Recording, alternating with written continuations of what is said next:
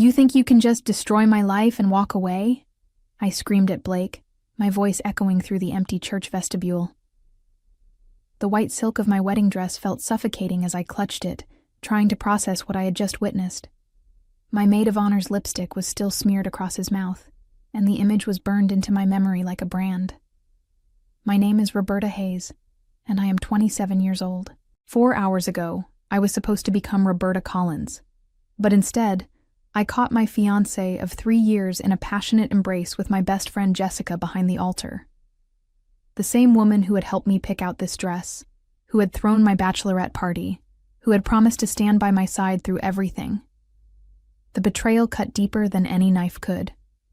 I had always been the type of person who believed in fairy tale endings. Growing up in Nashville, Tennessee, I worked as a marketing coordinator for Sundale Financial, dreaming of the perfect wedding, the perfect husband, the perfect life. Blake seemed to fit all those dreams when we met at a company mixer 2 years ago. He was charming, successful, and everything my mother had hoped I would find. But as I stood there in my ruined wedding dress, watching him stammer through pathetic excuses, I realized that sometimes the fairy tale is just an illusion. "Roberta, please, it didn't mean anything," Blake pleaded, reaching for my hand. "It was just nerves, just a moment of weakness." I yanked my hand away, feeling something dark and cold settle in my chest. A moment of weakness? I saw you, Blake. I saw both of you. This wasn't some accident. Jessica, still in her bridesmaid dress, had the audacity to step forward. "Roberta, you have to understand." "I don't have to understand anything." I cut her off, my voice trembling with rage. "You were supposed to be my best friend. You were supposed to support me." The church was filled with our families and friends, all waiting for a ceremony that would never happen. My parents had spent thousands of dollars on this day, and my father had taken time off from his construction business to walk me down the aisle. Now, I had to face them all and explain that their daughter's perfect day had turned into a nightmare. As I gathered my skirts and prepared to leave, Blake grabbed my arm one last time. "Where are you going to go? What are you going to do?" I looked at him with all the contempt I could muster. Anywhere but here. The ominous weight of his question settled over me as I realized I truly had no idea what came next. The drive to my cousin Penny's farm outside Clarksville took 2 hours, giving me plenty of time to replay every moment of my relationship with Blake and question every decision I had made. My car was still decorated with wedding ribbons and tin cans that clanked with each mile, a cruel reminder of the celebration that never was. I had called Penny from the church parking lot, barely able to speak through my tears. "Roberta, what's wrong, honey?" Penny's voice had been warm but cautious. "My wedding. It's over. Blake cheated on me with Jessica. I need somewhere to stay, just for a few days until I figure things out." There had been a long pause before Penny responded. "Well, I suppose you can come here, but you know I don't have much room in the main house. Gerald and I are in the middle of renovating, and the boys are home from college." Penny had always been the practical one in our family. 3 years older than me, she had married her high school sweetheart Gerald and moved to his family's farm right after graduation. They raised cattle and grew soybeans, living a simple life that I had often envied during my corporate struggles. She had 2 teenage sons, Dylan and Caleb, who were both home for the summer.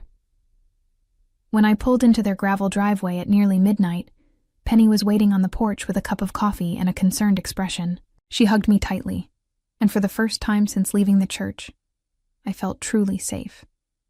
"The main house is chaos right now," she explained, leading me toward a small building across the yard.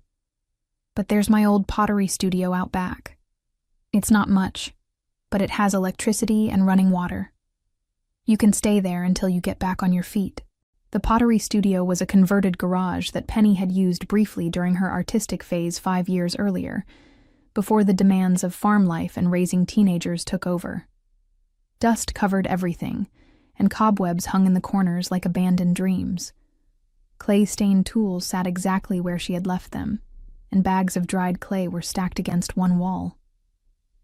"I know it's not ideal," Penny said, watching my face for a reaction.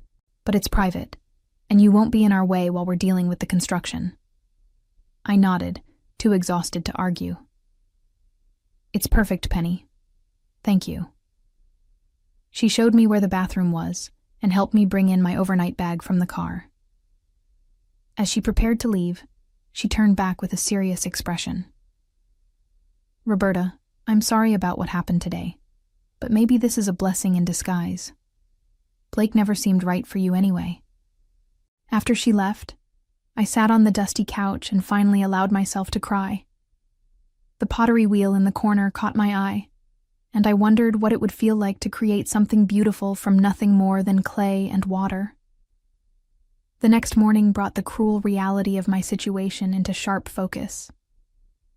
I woke up on the uncomfortable couch with my wedding dress still on, my makeup smeared, and my life in complete ruins.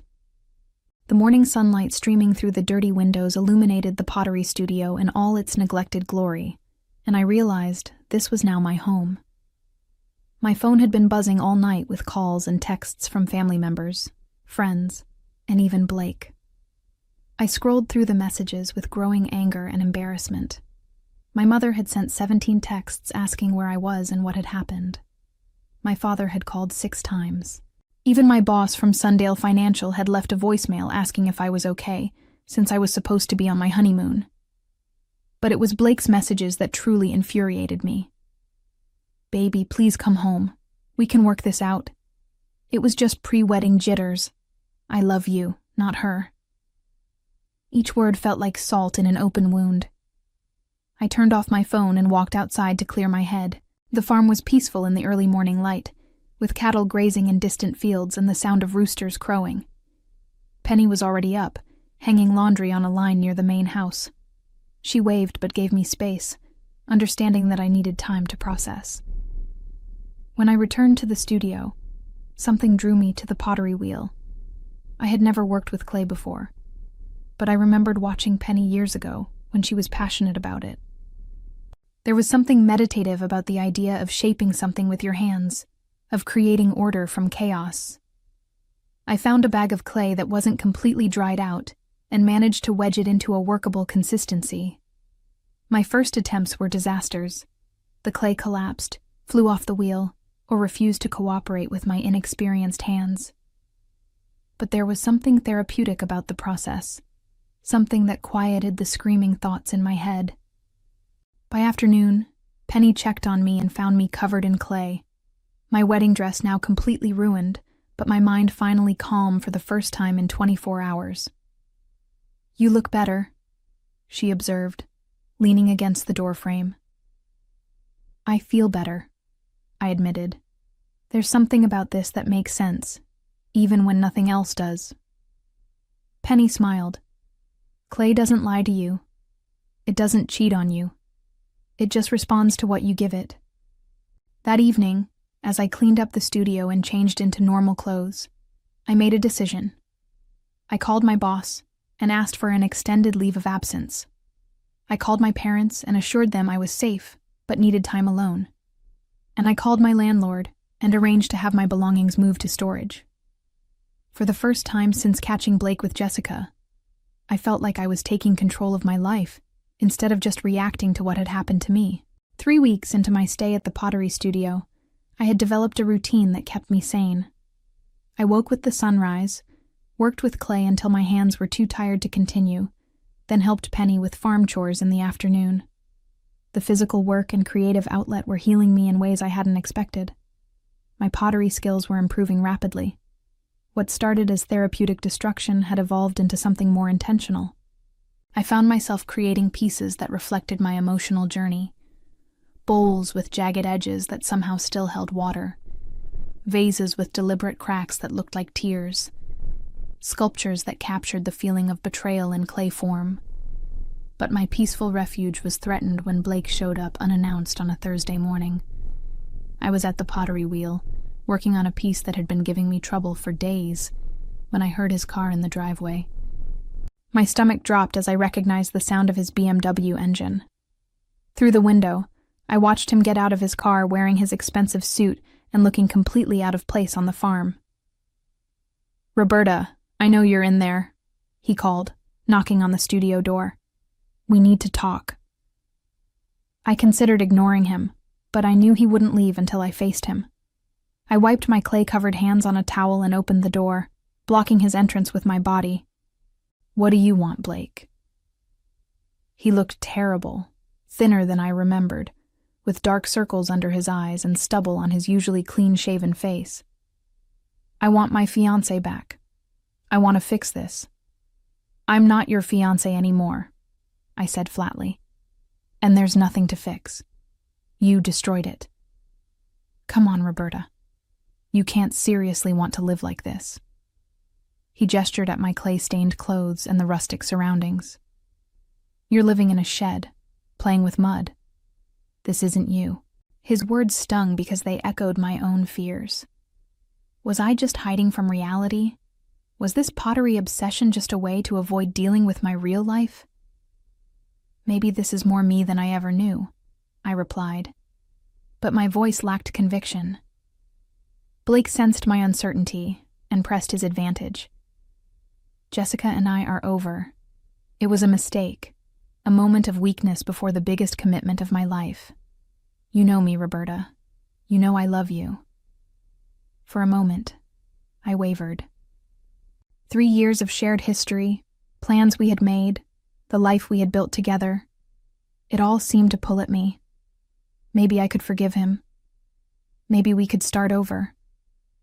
But then I looked at the pottery wheel behind me, at the piece I had been working on, a bowl that represented finding beauty in brokenness. The clay had taught me that some things, once shattered, become stronger when rebuilt differently. "No," I said firmly. "We're done, Blake. What you did with Jessica wasn't a moment of weakness. It was a choice. And now I'm making mine." His face flushed with anger. "Fine. But don't come crawling back when you realize you've thrown away the best thing that ever happened to you.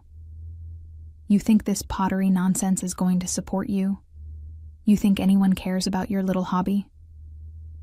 After he left, his words haunted me. Maybe he was right. Maybe I was deluding myself about my pottery having any value beyond personal therapy. I had been creating pieces for weeks, but I had no idea if they were actually good or just emotionally significant to me. That night, I sat in the studio surrounded by my creations and wondered if I was making the biggest mistake of my life. The doubt Blake had planted in my mind festered for days. I found myself questioning every piece I made, wondering if I was truly talented or just processing grief in an expensive way. The clay that had once felt like salvation now felt like self-indulgence. Everything changed when Penny's neighbor, Eleanor Blackwood, stopped by the farm to borrow some tools. Eleanor was a retired art teacher from Austin Peay State University who had moved to the countryside to paint landscapes. She was in her 60s, with silver hair and sharp, intelligent eyes that seemed to see everything. "Is that Penny's old pottery studio?" she asked, nodding toward my refuge. "Yes, I'm staying there temporarily," I explained, walking her over to see what Gerald needed from his workshop. Eleanor paused at the studio window, peering inside at my work displayed on makeshift shelves. Her expression grew serious as she studied my pieces. "Whose work is this?" she asked quietly. "Mine," I admitted, feeling embarrassed. "I just started a few weeks ago. I know they're not very good." Eleanor turned to look at me with surprise. "Not very good? Child, may I come inside and look more closely?" I reluctantly let her into the studio, watching nervously as she examined my pieces with the critical eye of someone who understood art. She picked up a bowl I had made the day after Blake's visit, one where I had deliberately incorporated the cracks and imperfections into the design.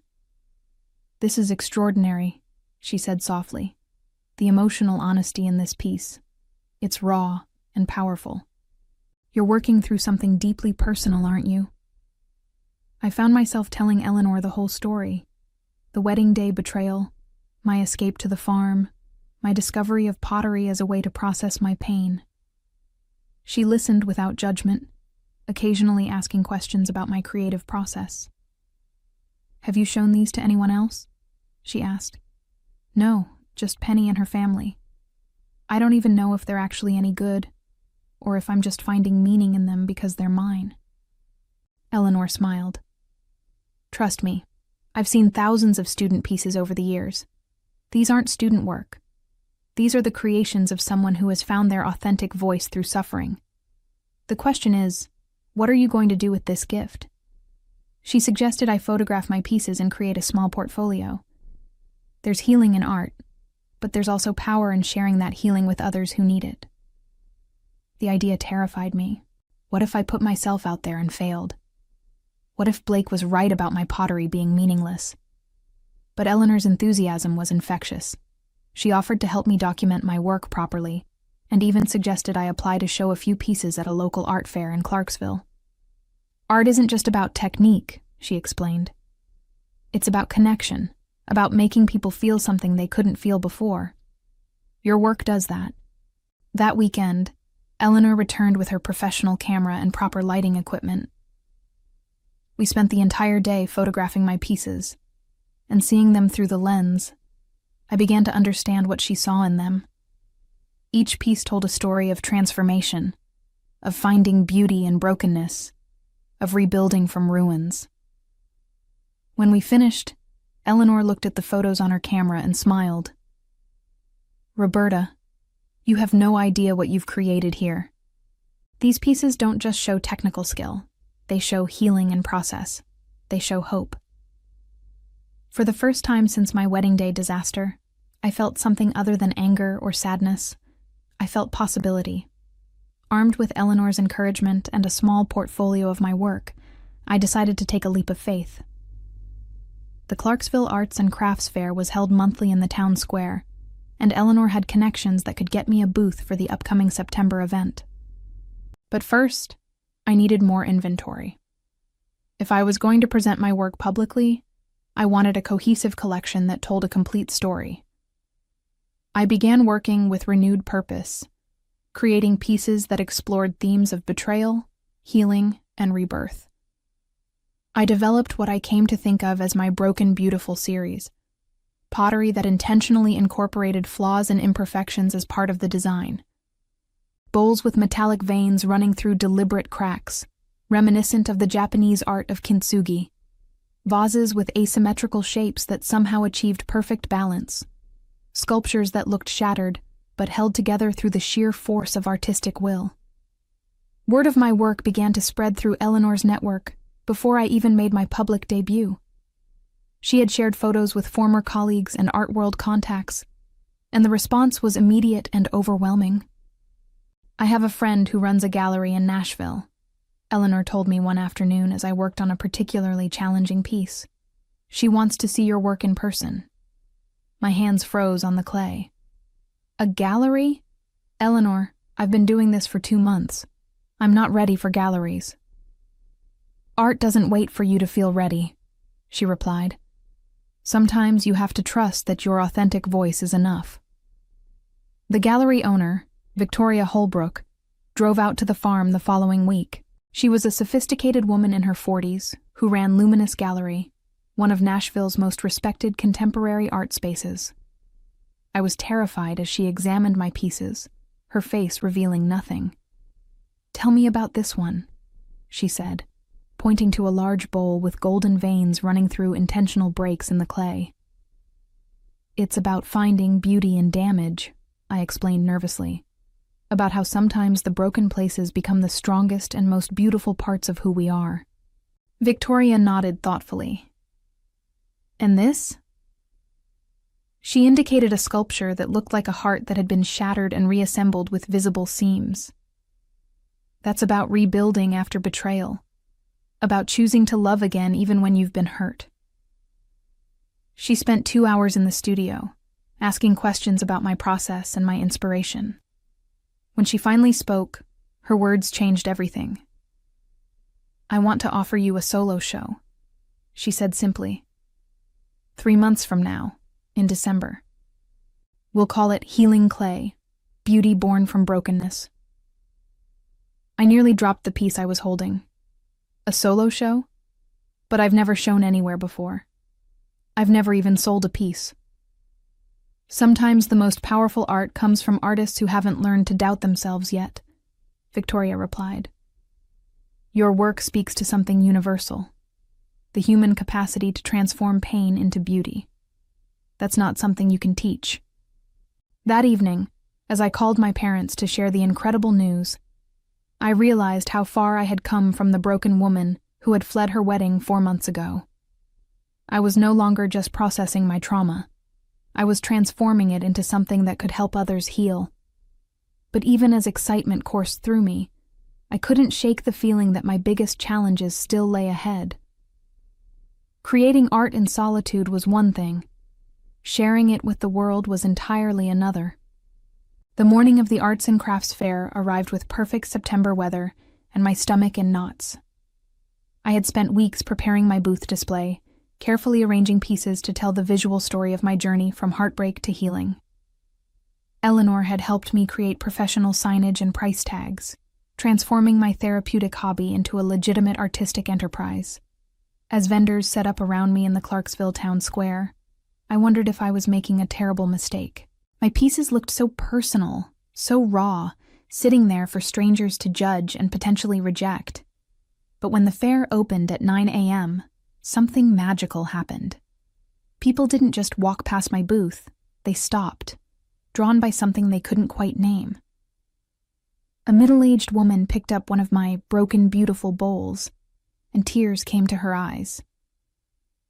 "This speaks to me," she said quietly.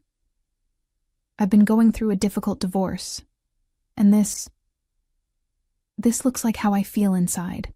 She became my first customer, purchasing not just the bowl but also a small sculpture about rebuilding after loss.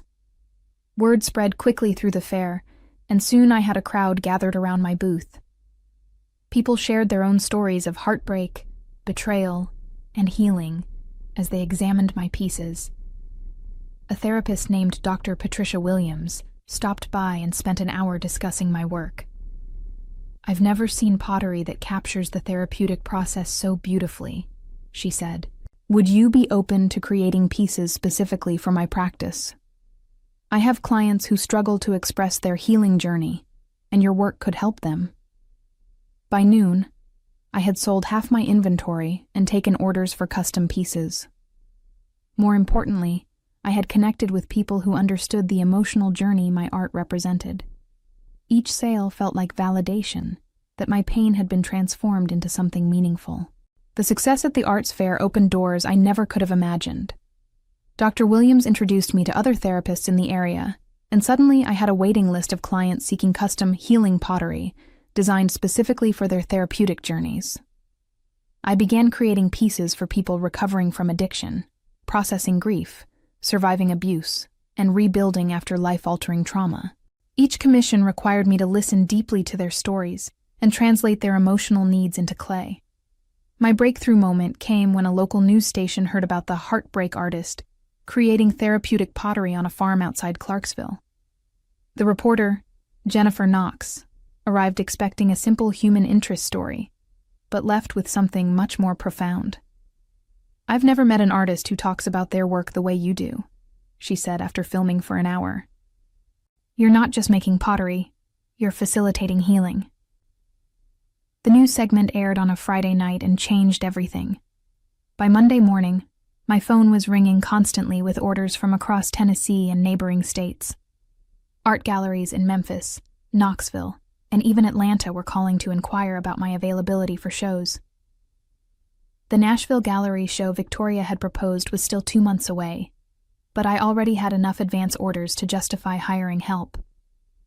Penny's son Dylan, who had always been artistic, began assisting me with basic pottery prep work after school. But the most unexpected call came from a producer at a national lifestyle television show. "We've seen the local news coverage and your work online," she explained.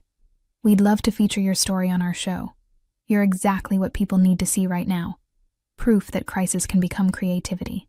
As I hung up the phone, I realized that my escape to this dusty pottery studio had become something far greater than I had ever dared to hope. 6 months after my wedding day disaster, Penny knocked on the studio door with a mixture of curiosity and concern. She had been patient with my extended stay, but I knew she needed her space back for her own family projects. "Roberta, we need to talk about," she began, then stopped mid-sentence as she took in the scene before her. A line of customers stretched from the studio door across the farmyard and nearly to the main road. People held numbers like at a deli, waiting patiently for their turn to commission custom pieces or purchase from my limited ready-made inventory. A hand-painted sign read, "Healing Clay Studio, Custom Therapeutic Pottery by Appointment." Inside the transformed studio, my pieces were displayed on professional shelving, and a small seating area allowed clients to discuss their needs in comfort. Dylan was managing the customer queue while I worked with a woman who was commissioning a piece to help her process the loss of her mother. "I don't understand," Penny stammered. "What is all this?" I smiled, my hands still covered in clay. "This is what happened when I stopped running from my pain and started transforming it into something beautiful." The studio that had been my refuge from heartbreak had become a destination for healing. My story of betrayal and renewal had resonated with thousands of people, turning my cousin's forgotten pottery shed into a place of pilgrimage for those seeking to rebuild their lives. Blake and Jessica eventually married 6 months later, but their union lasted less than a year before ending in a bitter divorce involving accusations of financial infidelity and emotional abuse. Blake's reputation in Nashville's business community never recovered from the scandal, and he was forced to relocate to another state to restart his career. Jessica lost most of her mutual friends after the truth about her pattern of manipulative behavior became widely known. As I watched the steady stream of people finding hope and healing through clay, I reflected on the strange journey that had brought me here. Sometimes the worst thing that happens to you becomes the catalyst for the best thing you never knew you needed. And sometimes, the most beautiful revenge is simply becoming so magnificently yourself that you forget you ever needed revenge at all.